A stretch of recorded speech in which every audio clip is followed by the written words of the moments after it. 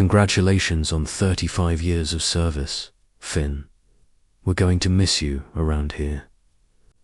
That was the last thing I heard before my wife stood up from her chair, walked to the center of the banquet room, and handed me a manila envelope in front of 73 people.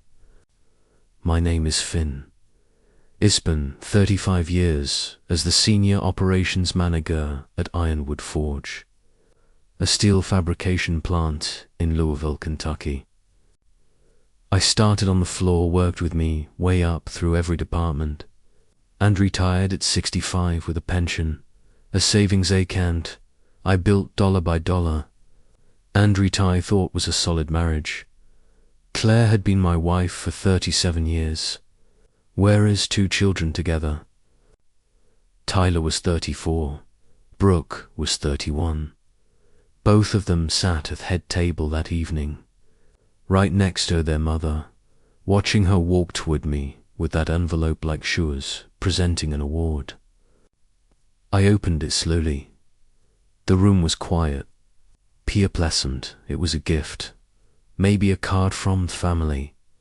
When I saw the words "petition for dissolution of marriage," I didn't flinch. I read the first page, then the second. I could feel every seat of eyes in. That room locked on me. Claire stood there with her chin raised, arms crossed. She wanted a reaction. She wanted me to crumble. I didn't give her the satisfaction. What I didn't expect was the sound that followed applause. Not from the crowd, from my own children. Tyler clapped first, slow and deliberate, like he was proud of what his mother had just done. Brooke joined in, smiling, nodding at Claire like she had pulled off something brave. The room stayed frozen. My colleagues, my friends, the men and women I had worked beside for 3 decades, sat in stunned silence. But my family, they celebrated. I folded the papers back into the envelope, tucked them under my arm, and looked at Claire. "You have no idea what this is going to cost you," I said. She laughed. Actually, Lord, like I was bluffing. I wasn't. The drive home that night was quiet. I didn't turn on the radio. I didn't call Kanye. I just drove, thinking about every sacrifice I'd made, every paycheck I deposited into our joint account, every decision I made with her comfort in mind. 37 years, and she Chasido ended like that. When I pulled into the driveway, I sat in my truck. For a long time, the porch light was off. Shay hadn't come home yet, probably out celebrating with the kids. I didn't feel anger, not yet. What I felt was clarity, and that was far more dangerous. I met Claire when I was 27. She was working as a receptionist at a dentist's office, and I was picking up my younger brother after a root canal. She smiled at me from behind the desk, and I asked her to dinner that same week.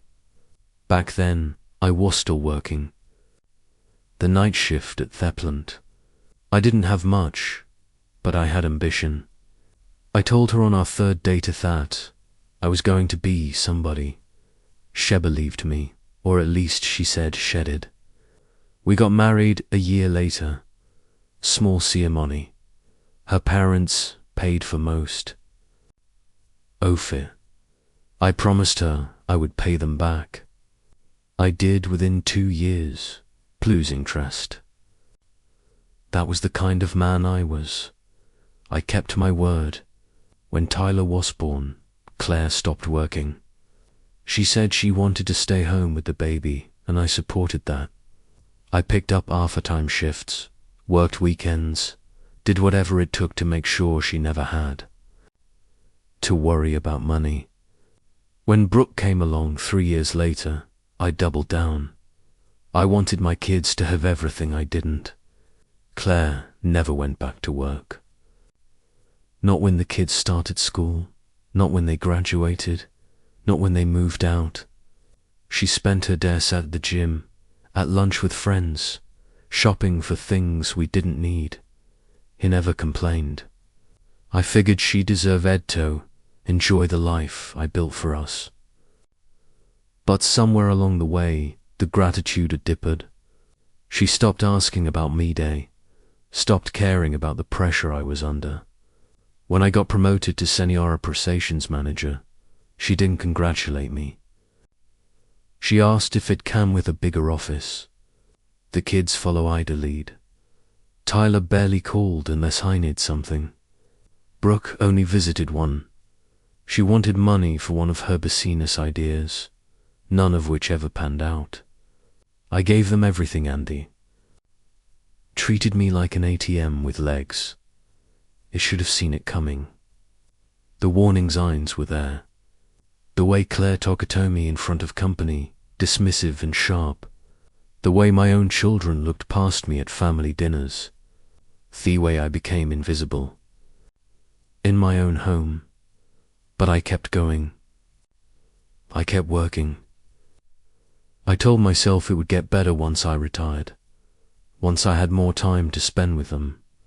I was wrong. The retirement party was supposed to be my moment. The celebration of a life spent building something. Instead, it became the stage 4. My public humiliation, and the people I loved most were Theons holding the spotlight. The morning after the party, I woke up early. Habit, 35 years of 6 a.m. alarms, doesn't go away overnight. Claire wasn't in the house. She had texted Mirand. Midnight saying she was staying in Brooke's apartment. No explanation, no apology, just a notification that she wouldn't be coming home. I made coffee, sat at the kitchen table, and read through the divorce papers again. Every line, every clause, every demand. She entered the house. She wanted half the pension. She wanted alimony. She wanted the vacation property we bought in Tennessee 5 years ago. She wanted the savings account, the investments, and a lump sum payment to cover her transition into independence. I laughed out loud. Not because it was funny, because it was absurd. Claire had never worked a day during our marriage. She had no income. No career, no skill that translated into employment. Everything she had, I gave her.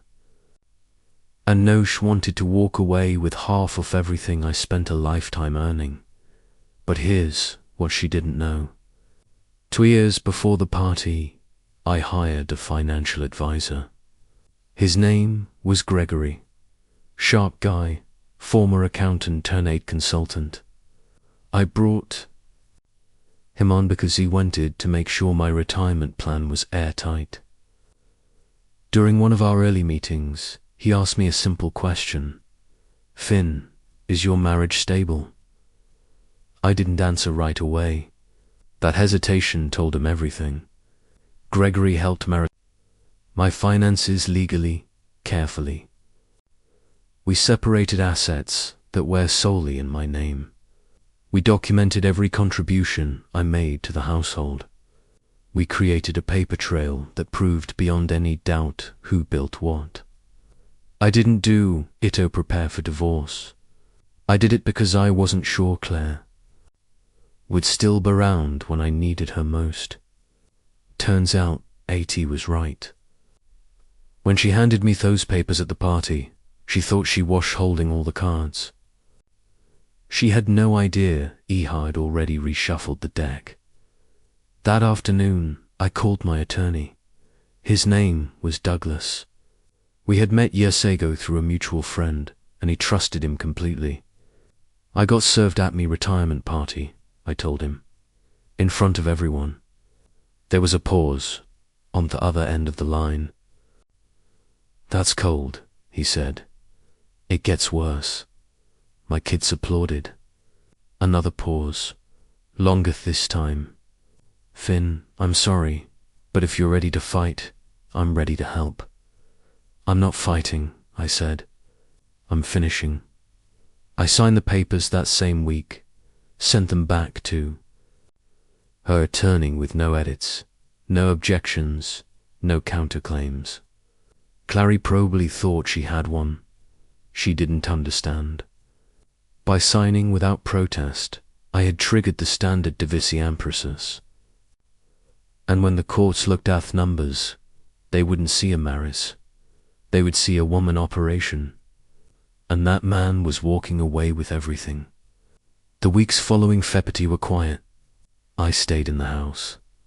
Claire bounced between Brooks. Up at Penton Tyler's condo, probably enjoying her freedom. She didn't contact me, except through a lawyer, and Thaza communications were brief and transactional. I spent my days organizing documents, meeting with Douglas, and preparing for the inevitable discovery process. Divorce, I learned, was less about motion and more about evidence. And I had plenty. What surprised me was how quickly the people around. Claire started pulling away. Her friends, the ones she lunched with every week, stopped calling. I heard from a neighbor that word had spread about what she did at the party. Apparently, humiliating your husband in public wasn't the social victory she thought it would be. Tyler called me once, about 2 weeks in, not to apologize, to ask if I was planning to execute him out of the will. Why would you ask me that? I said, Mum said, you might try to punish us for supporting her. I let the silence hang. Then I said, Tyler, I'm not punishing Ganon. I'm just not rewording this Loti. He hung up without another word. Brooke never called at all. She sent me a text that said, Dad, I hope you understand why we did what we did. Mum needed us. I didn't respond. There was nothing to say. Meanwhile, Clary's legal team started making demands. They wanted bank statements, tax returns, property records, investment portfolios. Douglas handed over everything exactly as required. But the picture of those documents painted wasn't what Claire expected.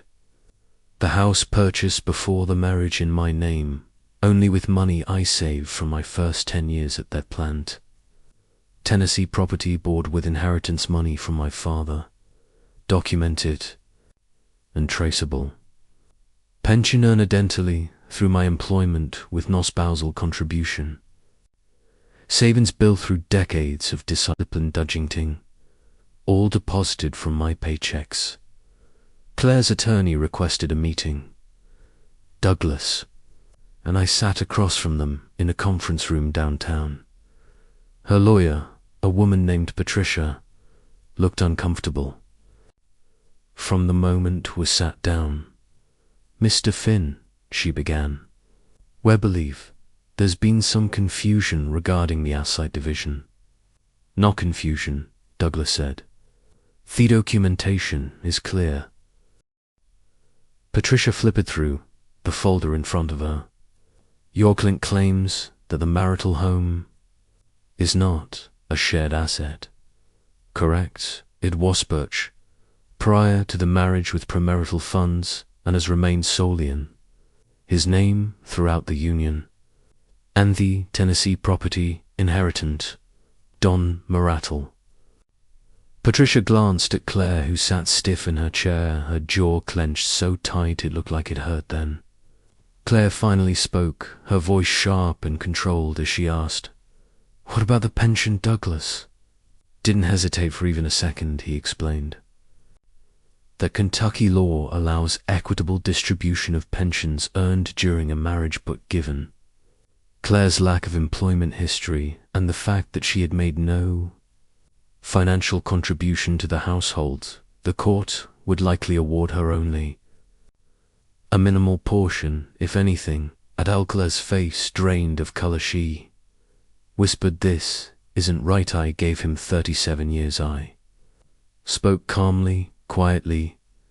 You received 37 years. There's a difference. She looked at me like I had struck her, but I hadn't raised my voice. I hadn't insulted Harry. I'd only told the truth. The meeting ended shortly after. Patricia said she would be in touch. Douglas told me not to expect any more aggressive demands, and he was right after that everything changed. Tone shifted. Claire's confidence, the same confidence she had when she walked across that banquet room, began to crack. The deeper we went into the process, the clearer it became that Claire had miscalculated. She assumed that being married to me meant owning half a mesh, believed that 37 years entitled her to everything I had built, no matter what role she played in building it. She was wrong. Douglas laid it out for me one afternoon in his office. Finn, here's the reality your wife has. No employment, income, no retirement, savings, no assets. In her name, the only thing she brought into this marriage was her cell phone. She's taking that with hers. So what does she get? A small portion of your pension, likely around 15%, possibly temporary spousal support while she finds employment, but the house, the property, the bulk of your savings, all of that stays with you. Nodded slowly. She didn't know. I said she really didn't. No, most people don't. They assume marriage is always 50-50. The law looks at contribution, origin of assets, and documentational. I had all three. I thought about that for a long time. Claire had spent decades assuming my success was her success. She took credit for things she never touched, spent money she never earned, and when she decided to leave, she expected to take half of everything with Herb.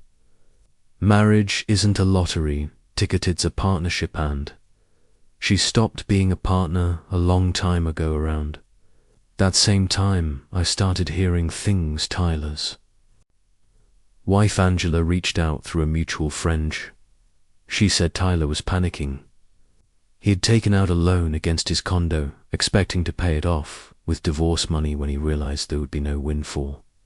He didn't know what to do. Brooke was worse. She had quit her part-time job months earlier. Assuming Claire would support her financially. Now she was scrambling, applying for jobs she didn't want, trying to cover rent she couldn't afford. I didn't feel sorry for them. I felt disappointed. These were my children. I raised them, provided for them, and they turned on me the moment they thought money was involved. That wasn't love. That was calculation. Claire moved into a rental apartment on the east side of Louisville. Friends saw her at the grocery store. A few weeks later, he said, she looked tired, worn down. The jewelry she once flaunted was gone. Part of me wondered if she regretted it, if she replayed that moment at the banquet over and over. But another part of me didn't care. She made her choice. She made it publicly. She made it cruelly, and now she was living with the consequences. Didn't gloat high, didn't reach out high, just kept moving forward. One day at a time. That was the best revenge. Not anger, not bitterness, just absence. 3 months after the party, the divorce was finalized. Douglas called me on a Thursday afternoon. I was sitting on my porch drinking coffee, watching birds gather at the feeder. It stunned. He said, "Jared signed off this morning. Terms are exactly what we expected. 12% of your pension paid monthly, no lump sum, no property, no claim to the house or the cabin, spousal support for 18 months. Then it ends." I exhaled slowly. That's it, I said. That's it, I said. That's it. You're a free man. 37 years gone in 3 months, and I felt lighter than I had in decades. Claire expected a different outcome. She tried to appeal the motion, was denied. There was no ground for reversal. She called Tyler, crying, said she didn't know how she would survive. He didn't have an answer. He was dealing with his own mess. Stein passport payments ended. Claire took a part-time retail job counting coupons. Instead of ordering expensive lunches, her friends disappeared. The ones who encouraged her boldness vanished. Turns Out people don't stay when there's nothing to Gane. Saw her once, more 14 months after the divorce outside. Afan Shishay looked older, smaller. The confidence was gone. She opened her mouth to speak. I nodded once, kept walking and never looked back. That was the last time I saw her. Retirement became everything I hoped for. Fishing in the mornings, reading in the afternoons, cooking meals. I actually enjoyed. People asked if I was bitter, if I hated Harry. Told them the truth. I didn't hate Harry, just didn't think about her anymore that night. At night, the party, she gave me something. She showed me who she was, who my children were, who I had been sacrificing for. Once you see the truth clearly, you can't unsee it. She lived with the consequences. I lived with peace, and in the end, that was worth more than anything she ever tried to take.